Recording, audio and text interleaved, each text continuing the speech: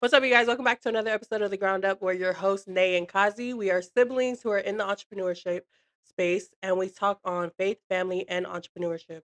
And yeah, if you're new here, feel free to follow us on Instagram, TikTok, YouTube. You can find all our past episodes there. But yeah, we missed you guys. We just wanted to, I don't know, catch up on what we've been up to. I know it's been a busy few last weeks. March was a busy one. We got Easter coming up, Mhm. first week of April. Today's the first. Um, so what have you been up to? How has life been? I mean, feel like a lot's been going on. I mean, I just got back from Galt like a week ago. I was guest spotting out there. Do you do guest spots? I haven't. I mean, I do like pop ups. I used to do pop ups, but I Like haven't done a it in a tent? minute. Not tent, like a freaking canopy type of thing, or like a pop up at. No, like so with lash artists, I need a whole bed and like it takes a long time. So I would just go to I don't know, we would rent a hotel room and lash out of the hotel room, have people Huh? pull up. Yeah, but I haven't Like, done that since I first the first year I started. is that there's a protocol to that, right? Doesn't even, No. it's like a house call. Yeah, it would be basically like a house call, which I used to do that too. But Okay. no, I've never done a pop up shop. That's Yeah. what you called it? Oh, guest spot. I've Guest never done a spotting. guest spot. No. Yeah, I was guest spotting out at Galt, a shop called Ink House Socials, and they just opened up about a year ago. Mm, So shout out to Ink House Social. That's with Raina, her brother Sneaky, and her pops Grouch. I believe that's his nickname, but it's Paul or Pablo actually. But yeah, it was a dope shop. Family oriented. They just again they opened up a year ago, so I wanted to go over there and show some love. Um, Her mom's has been helping us out. I think I mentioned that we're homeschooling our kids, and when Dominique was trying to put systems in place for the kids, we reached out because, well, they reached out first, and if we needed any help, let her know because she homeschooled all of her kids, and her mm, kids, uh, two out of three are tattoo artists, and her husband's a tattoo artist also. So she was just giving us little pointers here and there to help out with the process. And Dominique went from like feeling like it was overwhelming to kind of like uh she was at ease, mhm, once she was done talking to her. So that was super dope. And I'm one not to just feel like as if you're gonna help us out, I'm one of those that I like to reciprocate it in a sense. So me showing up to the shop, I wanted to reciprocate the love that she's shown to us. And I was over there again, it was cool vibes. I felt like it was a small town, everybody knew everybody. And I'm mhm, one to like if I'm brand new to the area, I tend to observe like people that's coming in, like how the vibe of the shop, I pay attention to people's tonality, like how they speak. And then you know, my reciprocation, if that's the word, on how I show love also is if they're open to it, I have little pointers and give them suggestions mhm. on how I see maybe they can better this and that, So I gave like a little pointers here and there when I was over there. So that's one of the things that recently that I just got done doing, and then I got tattooed when I came back from Mumbles. Mhm. Mumbles is she's a full time artist, but before she was an artist, she was my apprentice. She graduated about almost 2 years ago. Now she felt as if it was time for her to spread her wings, and she went to a different shop, and I blessed her out, and whenever they show some love, she Sacred hit me Heart. with the Sacred Heart. Trying to figure out for the longest what the hell to put right here, and I thought it'd be fitting to have something to wrap up my sleeve with something of my faith, and then also I feel like it kind of goes with the concept of I wear my heart on my sleeves, so Mhm, that's why I have my babies right there. But mhm. yeah, that right there was very painful. It hurt? Tattoos. I tell everybody, I was like, I don't care, bro. Tattoos hurt. 1 to 10, what was it? Huh? 1 to 10. Oh, I mean, I was chill at first, but then as soon as it got past the fifth hour, it was like it was up there. I would say 8. Because 8? my That's hand was like super swollen, bro. It was like super swollen, and then it's like raw, and then we took like 2 breaks. yeah. So I mean, I might yeah, consider every time I get tattooed, it's always the same. I'm like, bro, what the hell was I thinking? You know what I mean? I'm like, bro. So like people be asking me, like, bro, I don't know how you're able to sit that long to tattoo, and I was like, I don't know how long my clients are able to sit for that long, getting tattooed for 12 to Right. 14 hours. The longest I've ever tattooed was 21. So it's just That's crazy. On one person? one person, and we only took like bathroom breaks, probably one snack break. But it's just I the can't. the amount of pain that comes with that, bro, is Mm. just it's insane. Willingly too is It's crazy. crazy. Yeah. So yeah. What about you? Well, as you guys know, I mentioned before, this is the first March was the first month of me being 100% Full doing. time. Oh yeah, full time doing my business. So I feel like it's been different. I'm still getting used to not having a job that I have to go to. So I'm kind of managing my own time. And it's weird because before I would feel like I didn't have time because of the job.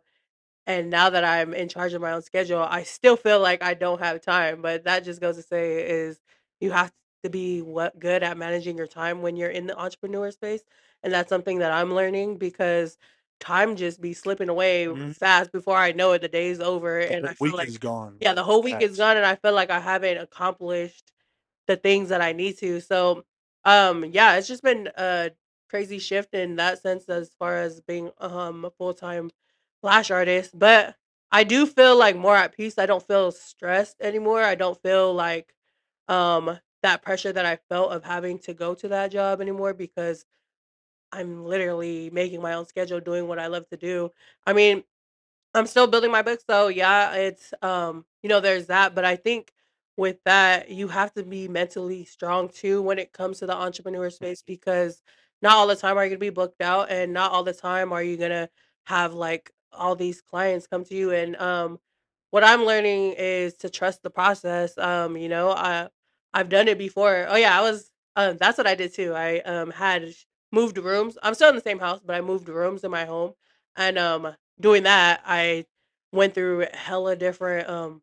I got rid of all the stuff that I put in the junk drawers that has been piling over the years, and Hmm. I came across like one of my old journals, and it was just I inspired myself by looking through my old journals, and that's why I like to hold on to those things because what I seen what I went through that year just reading my journals and then coming across like my clientele list that year which had like over hundreds of girls and I'm just like bro, I'm not even stressed because I've done it before, and so Yep. sometimes I think it's good too to reflect on what you've been through the past Hmm. because it helps you to understand that it's nothing you haven't been through before, and if you got through it before, what's holding you back now? So it's just trust the process. There's a process to everything, and that's what I'm learning right now in the season that I'm in because I felt like God really has me in a pruning season, I feel like, because He's been taking me away from, certain groups of people, certain things that I used my old self used to be attached to, and, learning to let go, because I feel like that's the hard part. Like, Yeah. yeah, everybody talks about wanting growth and wanting to go further, but sometimes what are you willing to give up for that though? Yeah. Because it's gonna be Sacrifice. yeah, it's gonna be a sacrifice. It's not gonna be easy. Trust me, there's been a lot of tears, a lot of nights of just crying to God, like, God, please, like, are you sure? Like, are you sure like this person has to go? Because sometimes we get attached to our baggage, Yeah. or sometimes we get attached to the things that are holding us back. Because But we fall in love with our stuff. That emotional mhm, attachment. yeah. Especially if you've been doing it for so long, I would understand. It feels like you're going through a breakup when Mhm. you're detaching yourself from something that's no Yeah. longer serving you, Mhm. whether it be people, places, or things. Sometimes we have to trade something that's no longer serving us for something that's ultimately going to be Yeah. greater. For us to level up, for us to go to the next phase, we can't take this old stuff Yeah. with us. It's going to require us to Mhm. change. It require us to sacrifice, to give.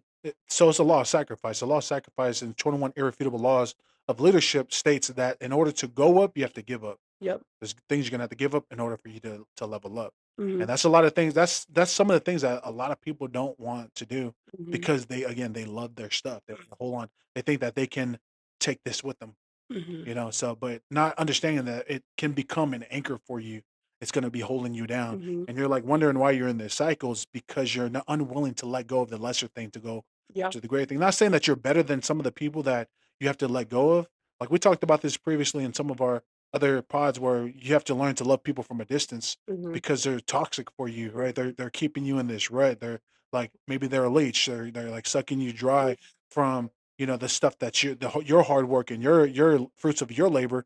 So it's like a matter of learning to release, to let go, and Yeah. be okay with people not understanding you. Be okay with looking like the weirdo for a little bit, Mhm. because it's not gonna fully make sense. You just have to believe that God is putting you on this journey. He's doing something, Mhm. and then eventually you'll be able to see. Okay, in hindsight, it makes sense. It's Mhm. click later. Yeah, I mean, like you said, you have to let go and not be too attached to even your old self that you're not going to give your now self or your future self a chance to grow. And yeah, it hurts. Sometimes it's going to hurt and sometimes you won't even understand why God is telling you to let go or walk away from something that you've been doing for years, but you just have to trust that the word that he gave you is stronger than what you've become comfortable in. You have to have faith and you can't doubt. Any doubt in you that you have the plan that you want for your life or even like the plans that God told you that you're going to be here or I want you to do this, but you see what you lack.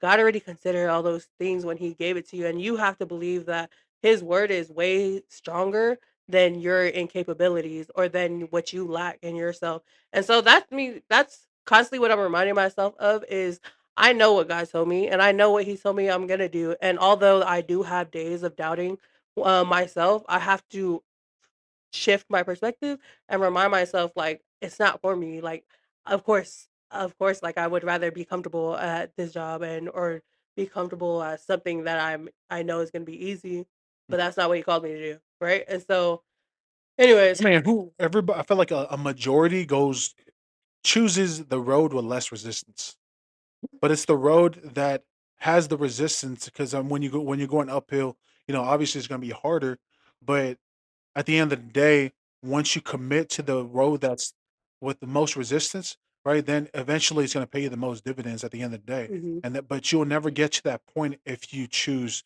to go on the broad road that everybody's taking, yeah, right, on the easy route. Like, crowded over there. and what I think of that scene in Troy when he was like telling the boy when he was on the horse, he was pretty much the boy was telling him like he was how are you able to go?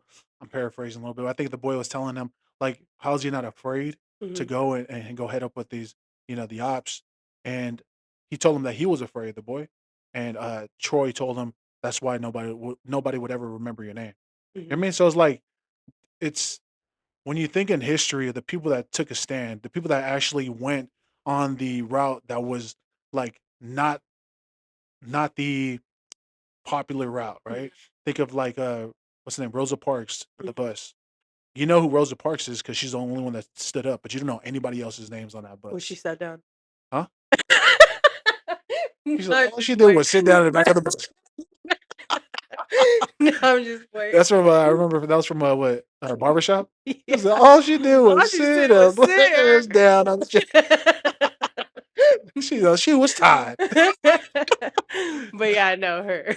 No, but I mean, to my point, you only know her because she was the one that took the road that was, with most resistance, and she took a stand, right? When she stood down, and Mhm, but you don't know anybody else's name that's on the bus. But there's so many people in history where you know that one person for that made that big shift, that made the big sacrifice to get to their ultimate objective. And again, it wasn't the most popular opinion. It wasn't the most, I guess, sexy route to take at the time. But we know them, and they made their point. And you don't know you don't know the majority that was within that era because they didn't make that much noise. mhm, So again, are you willing to take the less traveled? Are you willing to pioneer? Are you willing to mhm, trailblaze? Are you willing to go on the road that's not the most popular route to mhm, take? But if you know that God is calling you to this space, are you willing to step into that, believing that on the other side of it, the grass is going to be greener? On the other side of it mhm, is the better version of yourself. The other side is everything that you wish for, that your heart desires, the vision that God has for you. Are you mhm. willing to take that route? Because if not, then I would say stop complaining Yeah, about your situation. Stop complaining about this and that. You really don't have no room to complain because you're mhm, unwilling to do the things that all these people that are the greats have done. You yeah. know, And two, we gotta stop taking time for granted because tomorrow's not promised. So I seen this video of this guy and he was talking about um you know how sometimes we'll see like an old picture of ourselves and we'd be like, man, if I could only go back like the things I would do differently, right? And so he says, okay, I want you to do this. I want you to do this. Close your eyes Because like, and imagine yourself 10 years from now, right? Imagine yourself 10 years from now, right? You're at this job that you're unhappy at. You're probably not in the best shape because you haven't been taking the gym seriously. So it's like, okay, and then you go home from that job that you hate and you're laying in bed, and then you see a picture of yourself 10 years before. He was like, and then you say, man, if I wish I could go back 10 years from now and I would, the things I would do differently, the things I would change, I wish I could have that time back. And he was like, open your eyes. What are those things? Yeah, what are those things that you would change? Go do them now.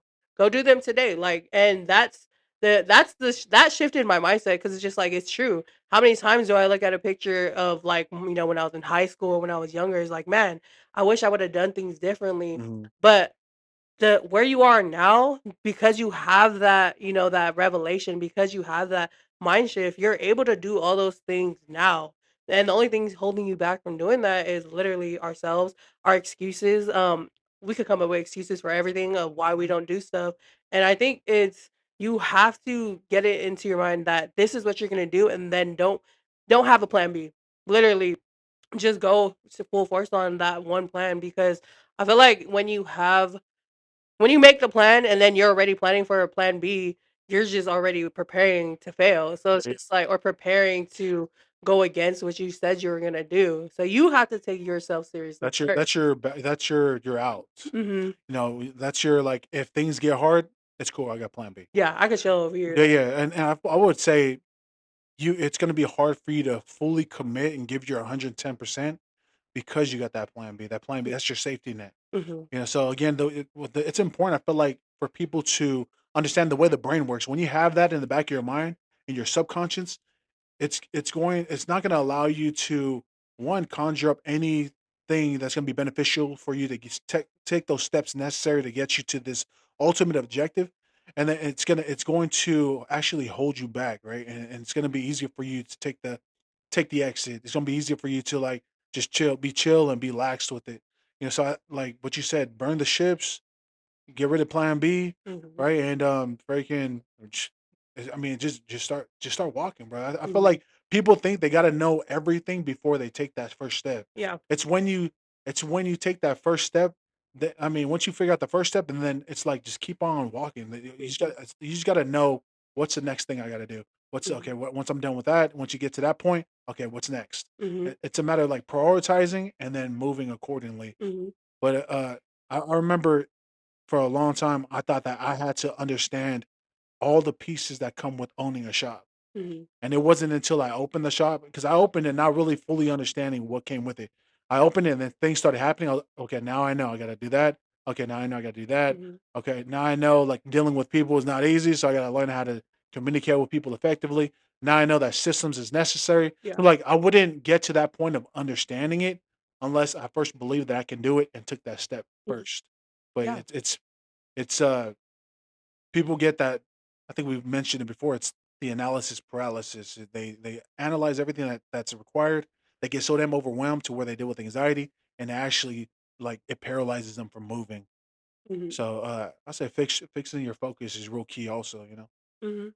And you don't, like you mentioned, and I think we've mentioned this in past episodes too, is nobody has it all figured out. Nobody has Mhm. every single move planned out, but just knowing the first step, even the two steps, whatever, take that step and you figure it out as you go. Even if you fall, now you know what not to do. Because I spoke to somebody today who wanted to start a hair braiding business, and they were saying, "Well, I don't know if I should start because I only know how to do this one style."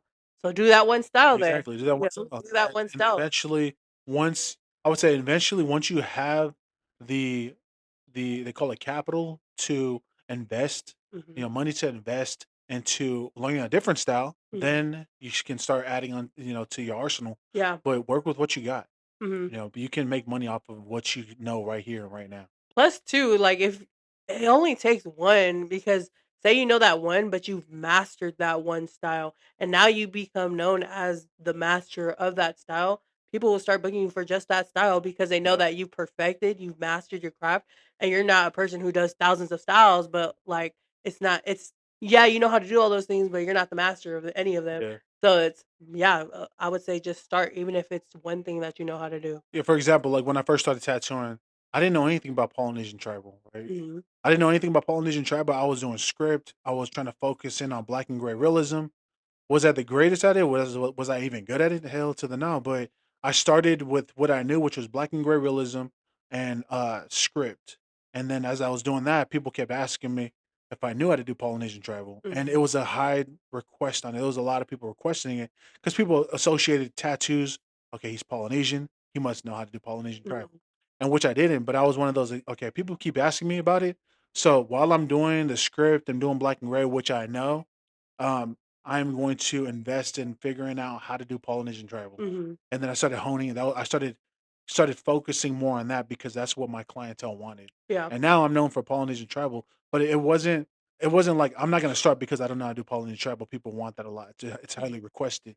That if I would have waited, I feel like I wouldn't have the clientele where I have right now. I wouldn't have the money to invest into going into circles where people I can look over the shoulder, right? Mhm. It's like you need money to eat, right? You don't work, Mhm. you don't eat. You don't work, you won't have the money to invest in yourself to learn more. Mhm. So How long were you tattooing before you got into tribal? uh I would say about a year A year? or two. Yeah. See? That just goes to say it takes time to perfect or to figure out the path or exactly where you're even going with your business. You're never gonna have it all figured out. That's basically what I'm trying to say. Yeah, fixing your focus is something I learned about the reasons why people don't move, right? It's because they anticipate something that's going to be negative. They anticipate that it's not going to work out. They look into the future of like if I were to start this, well, how is it going to work out? And they make I think we talked about this before. They make withdrawal statements like, Mhm. what if nobody buys? What if I invest money into this and then it doesn't work out? And those are the type of remarks, those are the type of comments that it's going to play a game with your mental to where it's going to cause you to not actually move forwards and progress towards anything. It's going to keep you still and it's going to give you exactly what you focus on, which is something that's very undesirable to you. Mhm. Right. So what I was taught was create something in the future in your mind that's going to be desirable to you because what that does is going to serve you more within the present because it gives you a sense of anticipation, and that sense of anticipation that you're feeling is going to give you power within your hands to actually do Mhm. something. It's going to give you energy to actually move towards that because it's more desirable to you, right? It's something that you really want. So Yeah. that goes back to fixing your focus because your intentions follow your attention. So what are you focusing on? I believe that there's a positive and negative to everything, right? When you look at something in your business, if in your business and your personal, doesn't really matter what the case scenario is, your perspective is key, and your perspective will either pull from you or will give to you, really Mhm. depending if it's gonna be positive or negative. And I would say like there's some people out there that are just naturally miserable, bro. Like Mm. it's really hard for them to think positive. So I mean, to Yeah. those ones, I mean, what would you say to that?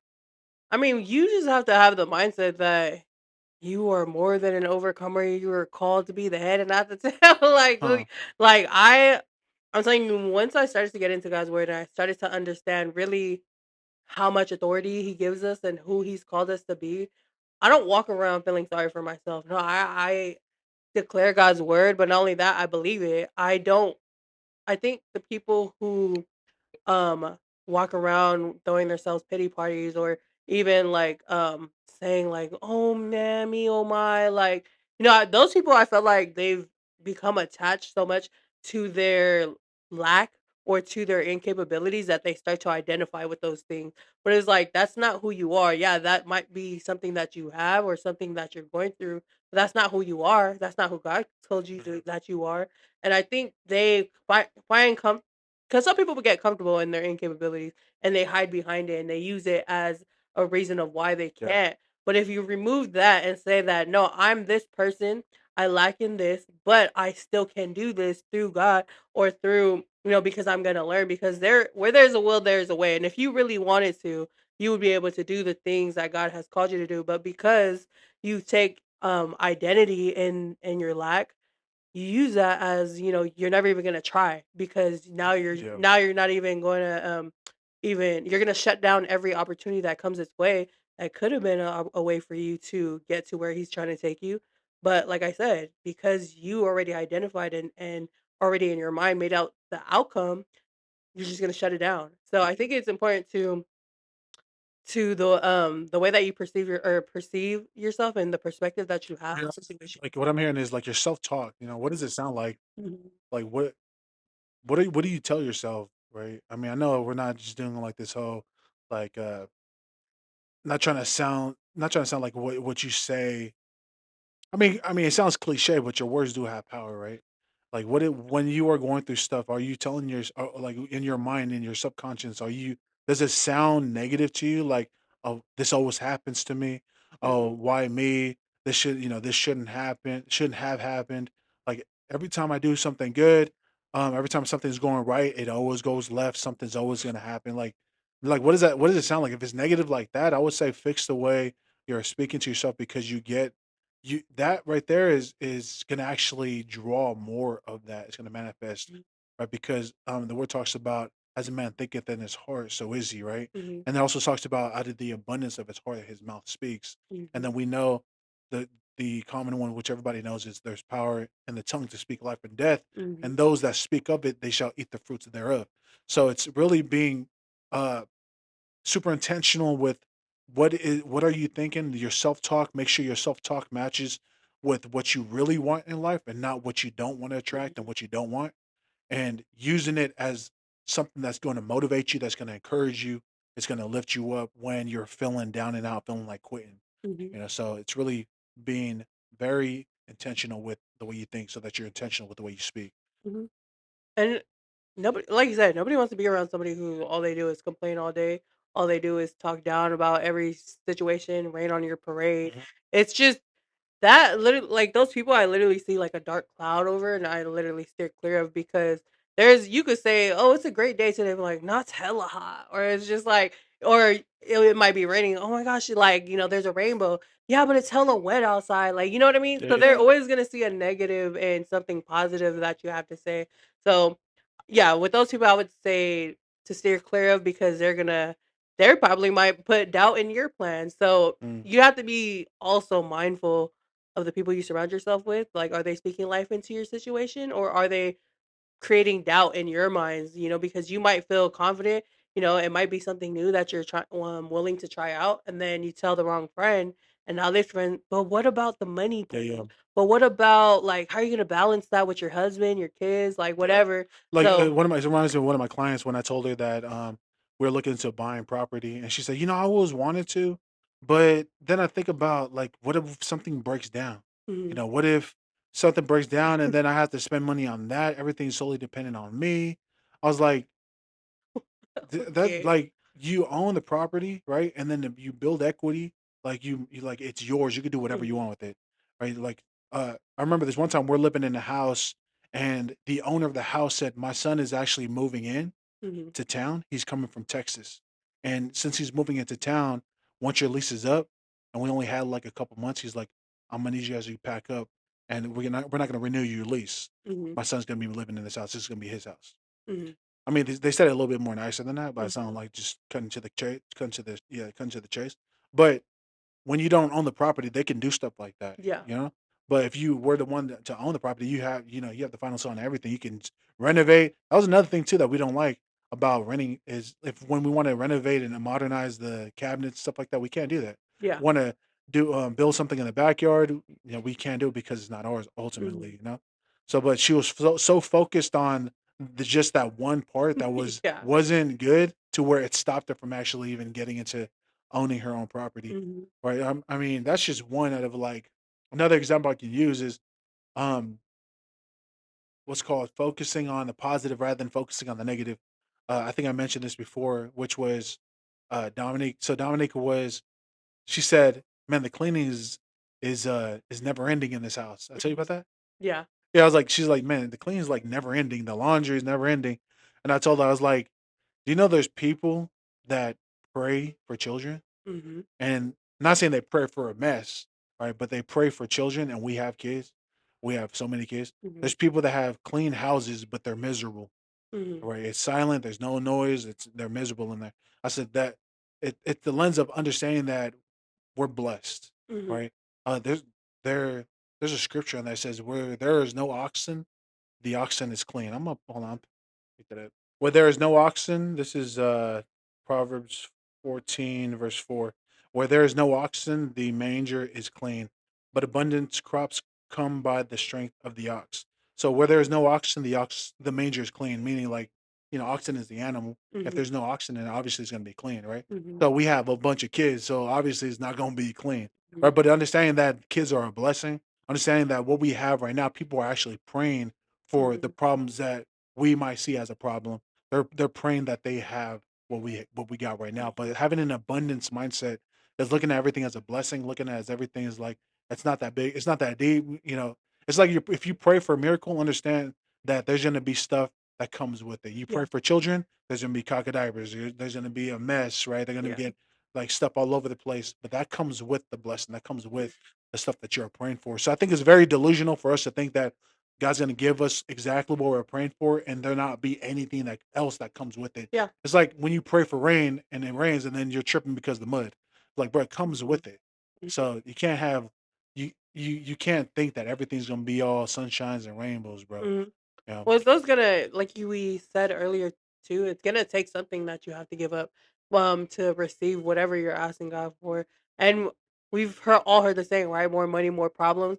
And people think that, if they make an X amount of money that their problems are all gonna be solved. But with more money comes new problems. You just have different problems that you did when you were broke. But it doesn't relieve or it doesn't excuse you or put you exempt from ever having problems again. It's just you have to have that mindset, when you get here, yeah, I don't have these problems, but I have these problems. But I think, yeah, you have to understand that you're always gonna be going through something. So Like the way that I think now, because I feel like I used to be in a negative headspace of thinking, man, something always happens. Like, man, every time I'm doing good, then something out of nowhere always happens. But now the way that I view it is, well, I must be onto something, like, or like, what is God trying to pull out of me in this season, or what is He trying to show me? Because I do believe that there is a reason for every season, and I do believe that God will allow you to go through some stuff to pull out of you what He's trying to develop mhm, or what He's trying to show you. Maybe He's trying to slow you down to pay attention to something that you disregard on if you never would have went through that, or maybe He just wants you to be grateful for the blessings that you take for granted every day. yeah. And it's having that perspective of it's not just happening to you. Everybody that you encounter throughout life, everybody's going through something, and to think that somebody just I don't know, gave you a side eye for no reason, or you don't know what that person is going through, and maybe they didn't realize, like, some people naturally do have a mean face when they're just at rest. So you have to stop taking these things personally, Mhm. stop taking offense, and realize that everybody is going through their own stuff, and the world does not revolve around you, Yeah, I think I was talking to my kids about that. I said, once you guys understand this part right here, it'll give you so much sense of peace to where you wouldn't be so like easily tempered, Mhm. which is the world does not revolve around you. Yeah. Right? They're like putting expectations on certain things, and like you're being very unrealistic right now because Mhm, there's six of you, mhm, well, five at the house. mhm, And for you to think that the whole we're gonna stop everything and drop everything because you want this right here, right now, mhm, you're being very delusional. You're being unrealistic, mhm, right? So that was the message, which is the world does not revolve around you. The world doesn't revolve around me, mhm, right? So like I think people it's gonna be super helpful for people to get to that, right? mhm, And then mhm, yeah, I was talking to somebody not too long ago, and I said, you know why that irritates you mhm. when they said that? Is because your self talk, Yeah. it sounds just like that. But the fact that you hear from somebody else, Mhm, you in a sense you kind of agree with it, and it pisses you off. I mhm. said, so if it didn't like when my kids when they argue, right? And she's like, oh, so and so called me stupid. I was like, are you stupid? She Yeah. said, no. So why are you getting all mad? Mhm. Yeah. So, but the reasons why somebody will get mad is because maybe they're believing it, Mhm, right? And I think that's why it's important for us again to change that self talk. mhm, So it doesn't matter what anybody else is saying. I mhm. know who I am. And I know who I'm not. You Yeah. can't say anything like what you say and what you do is out of my control. Mhm. What happens out here is out of my control, but I can control how I respond, how I Yeah. feel, right, and the way I think. So you can talk all you want, bro. Like Yeah. I know who I am. I know who I am not, and I know whose I am, right? And Mhm, therefore, I know that I can do all things that I put my mind to. I know that I'm that God doesn't call the equipped, He equips the called.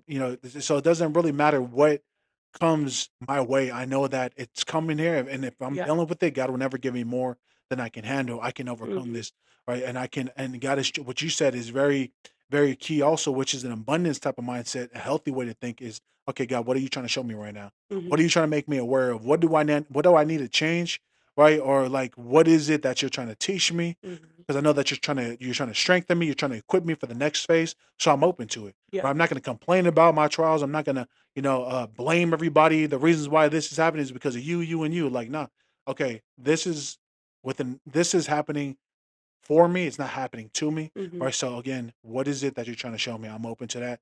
Give me wisdom and understanding, Lord, Yeah. so I can get through this and be thankful for it.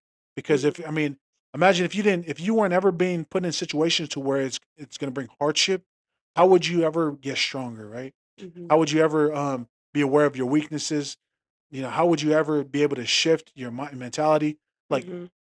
it's like it's like somebody that never hits the gym, right? Or they think they're going to be able to hit the gym and not go through pain. The pain is what's required for you to get stronger, Mhm. right? For you to develop that muscle.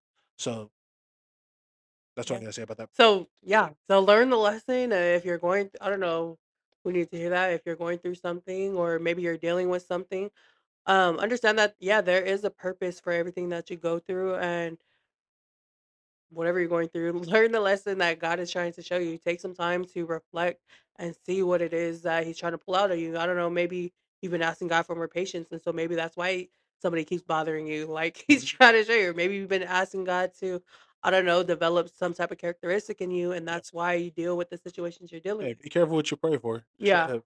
for sure. I remember what I would say is everything you're going through right now is the byproduct of your prayers, right? Like, say if you pray for patience, God's gonna bring you stuff to build up your patience, right? But I remember like a specific time in which when we went through that house fire. Hmm. I'm not sure if I told you this story, but I'm gonna say it for the listeners to hear. When we went to the house fire, so what had happened was we're at a church conference, and the church conference ended around 10 o'clock at night. It Hmm. started at like 7, so it Hmm. was like a 3 hour conference. And when we were done, he was talking about the fire of God, take the fire of God Hmm. home, this and that. And we go to the house. When we're in the house, all four of the no, 3 out of 4 of my kids were asleep. They're in their room. Me and Boo was in the living room. Dominique, we're all hella hungry, so Dominique's trying to cook something hella fast, right? Hmm. So she puts the oil onto the stove, starts preheating the oil. She turns it up on high. She goes to the back, and she goes to the back to grab something, but she sees the box that we bought from Walmart. So she starts building in the shelf, right? And so as she's building the shelf, she hella forgot about the oil. Hmm. So she hears alarms go off, and the beeping thing for the Hmm. fire detector. Hmm. So she rushes to the kitchen. Me and Boo was in the living room watching TV, and she's like calling me, right? She's like, "Babe, babe," and I'm being like nonchalant about it, like whatever. It's like nothing that big because it wasn't her first time putting something on fire in the kitchen. So I go to the kitchen, and then I see this fire's already in the cabinets, and so I'm tripping, but I'm not trying to trip, trying to look like I'm tripping, right? So I'm like trying to maintain the fire because there's no way I'm gonna be able to take this down fire. We didn't have no fire extinguisher, none of that, and the I see the smoke starts crawling on the ceilings already. I look into the hallway. Dominique had the phone in. She had the phone on her ear right here. She had 2 babies right here, and then she was like, oh, she had 2 babies in this arm, and she was pulling the other one like this in the Hmm. hallway. She called 911, and she was yelling at Boo Boo to go outside, and Boo Boo was like stuck, like in shock, didn't know what to do, Hmm. and he starts crying, and so eventually they all make it outside, and I'm over here trying to maintain the fire, hitting it. And what's crazy is I know how to take out an oil fire. You Hmm. throw flour on it, right? But in the heat of the moment, I could not think of like how Hmm. to take this fire. Only thing I was telling myself was don't throw water on it Hmm. because water will actually, increase the fire. It'll spread the fire. So I was like, you know what? Let me grab it and take it outside. So I grabbed the pan, and as I'm grabbing the pan, the damn oil goes like this, and then it burns my finger. So I drop the pan on the floor. The fire freaking spreads, and so it gets worse. We go to the neighbor's house, look for a fire extinguisher. We find one. I go inside, and the thing just got worse, and I couldn't even see anything. I'm like shooting the ceiling and shooting the floor with it, and I hear my neighbors just telling me, "Caleb, just come outside, bro. Let it go, let it go."